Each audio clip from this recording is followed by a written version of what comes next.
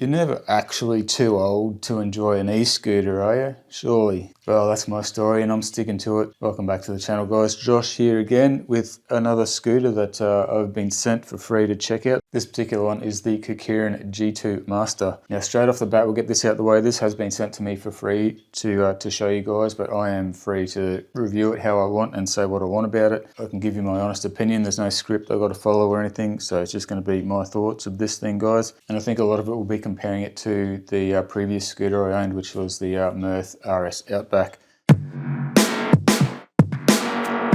Now, as I see it, there are probably three things that may be stopping you from getting an e-scooter.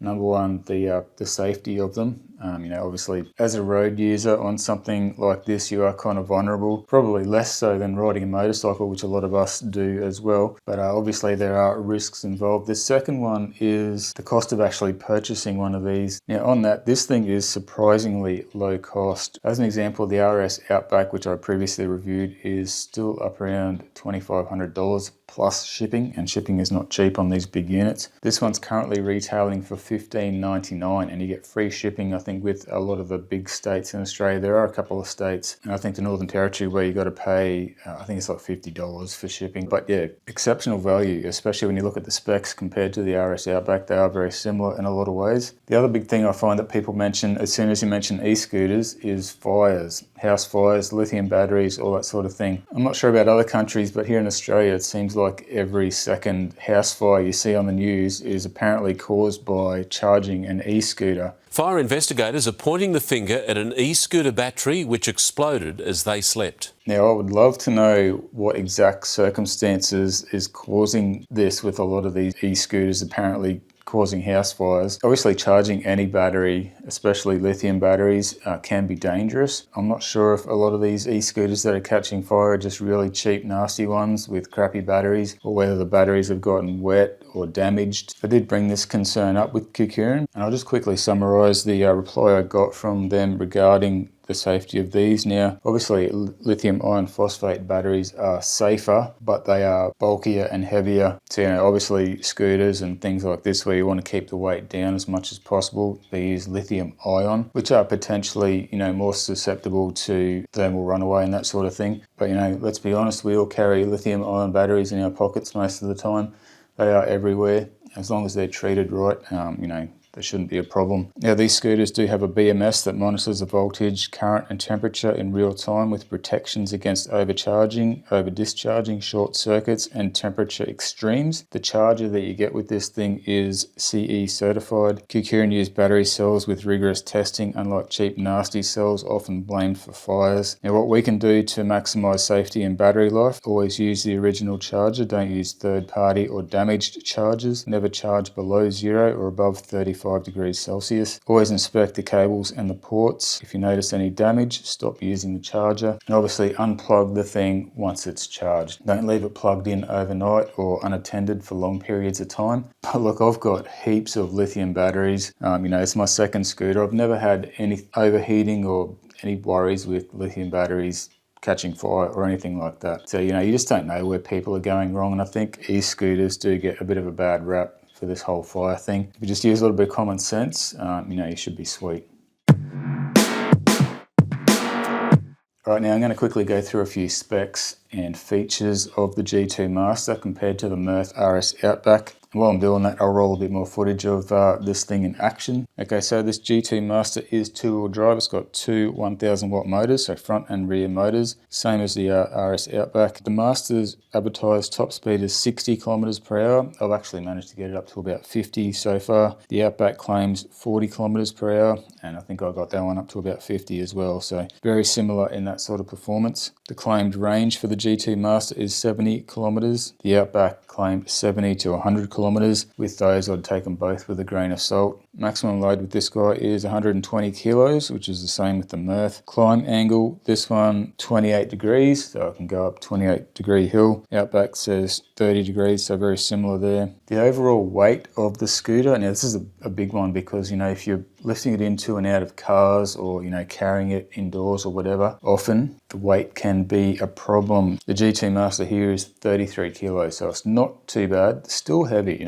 33 kilos is a bit to lift, but the RS Outback was 38 kilos, so an extra 5 kilos of weight. Ground clearance underneath the deck, this guy is 180 millimeters. The Outback was 185 millimeters. The overall length of the scooter is another consideration, depending on if you want to fit it into the boot of your car or not. The GT Master here is 1260 millimeters or 126 centimeters. The Outback was a little bit longer at 134 centimeters. Now the GT Master has slightly smaller wheels. These are 10-inch with cable disc brakes. The Outback had 11-inch wheels with cable disc brakes as well. The Outback did have slightly more aggressive tyres. Now another thing that I find really good on these scooters is a key lock. So to actually ride the thing, you've got to have a key in the ignition, otherwise anyone can just jump on it and take off. This guy does have a key lock, the RS Outback did not. Charge time for both of them was around about 10 hours. That's from dead flat to fully charged. GT Master is IP54 waterproof and the Outback was IPX4. Now that's all the specs and everything pretty much taken care of. We'll get into the controls and all the nitty gritty stuff a bit later in the video, but for now, quickly to show you guys,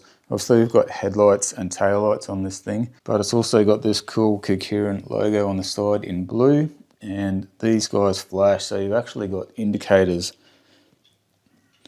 A little bit more road safety if you need to indicate which way you're going. So yeah, on paper this thing seems really good and it looks freaking cool. I reckon it's, just looks really well built. It's all aluminium tubing and everything. But yeah, obviously the proof is in the pudding. We'll get out and test this thing and we'll go through all the bits and pieces with it. So yeah, hang around guys. Yeah, I know I said there's several reasons why you might not want to get a scooter. But there's also a few reasons why you might want it. They are a hell of a lot of fun. Not only that, they're cheap, very low maintenance, clean, green transport. But yeah, I thought for today's little test ride, I thought I'd go and do the river to rail trail. Yeah, it should be cool. Anyway, I've got to scoot all the way across the other side of town to get there.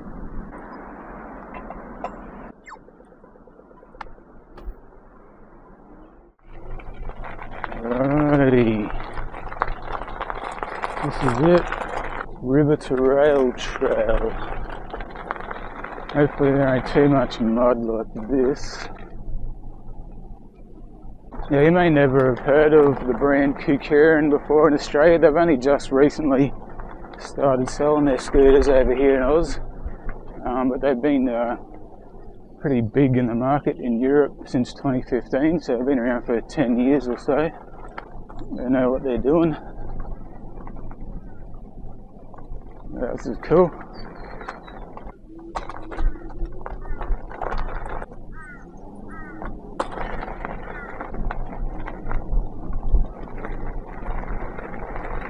Uh-oh, stairs.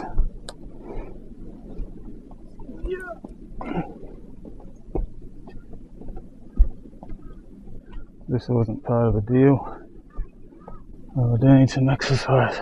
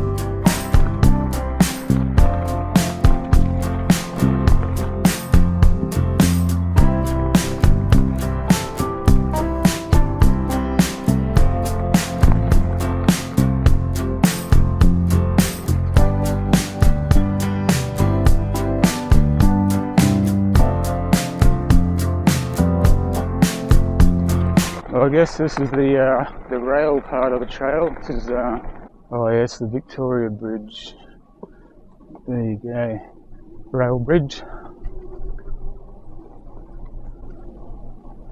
not in commercial really use anymore, just used by the Mary Valley Rattler steam train that comes out this way a couple of times a week, brings tourists out.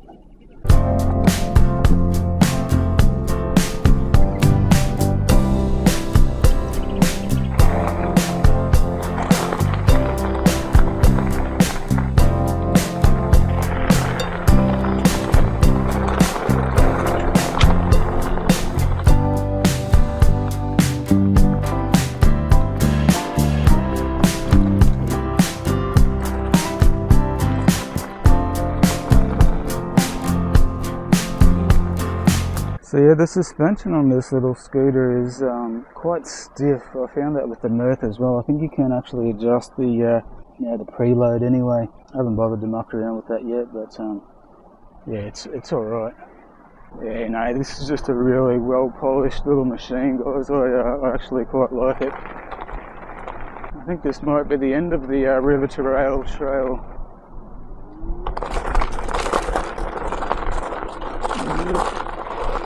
Get up here without smashing my camera. Alright, we go under this bridge too. Under Pengelly's Bridge.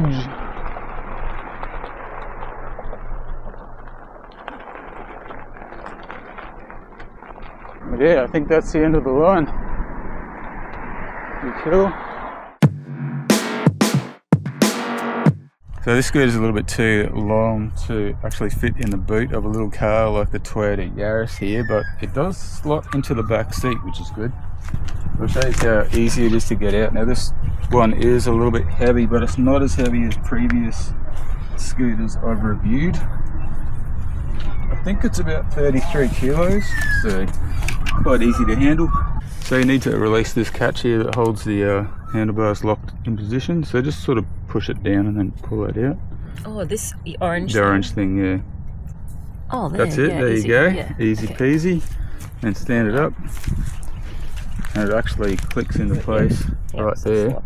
But you've got to use this thing to just tighten it. Yep. So make sure that the thing goes straight in there. Keeps it nice and snug. Perfect. Slip the key in the keyhole. That looks like a keyhole. Yep, that's the KDM key though. Oh. You push the power button and hold that down to turn it on. Yeah, one thing I have definitely noticed about the GT Master is how easy and intuitive the controls and the screen and everything are. So obviously, you turn the key on, you've got a power button here that you hold down to turn it on. You got your dual or single motor switch right above the power button there. It does remember what you were on previously. It will always revert back to speed number 1 though after you turn it off. So obviously we just press the DS button here to switch between dual and single motors. You can see it change there. And then the power button here, just a single press on that will change your speed here from 1 to 2 to 3.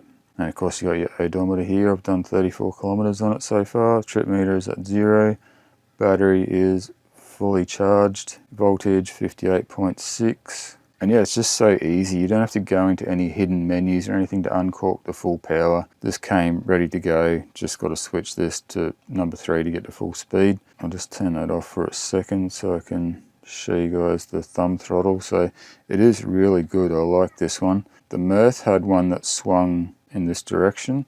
This one is really good. It's easy to sort of modulate. Like I just sort of rest my thumb on it like that if I'm cruising for a fair while. It's easy to just keep it steady there. It doesn't sort of bump around it when you hit bumps. But yeah, it is really nice. Of course, we've got the front brakes over here, cable operated discs, rear brake on this side, and on this side as well we have lights. So just one click on and off. Got the horn down below. And then of course you got your indicators as well. So if you want to indicate left, and then to turn it off you just tap it again, and right. And they also work of course when the lights are on. So yeah, just really easy, intuitive, not hard to work out at all, even for an old guy. Initially putting it together was also very easy. Basically all I had to do was attach the handlebars. Now there is a plate here with Allen key bolts that hold the handlebars on. I did have to remove the screen to get to that obviously. But yeah, Kukirin do include a really good little toolkit. This is the little toolkit you get with it.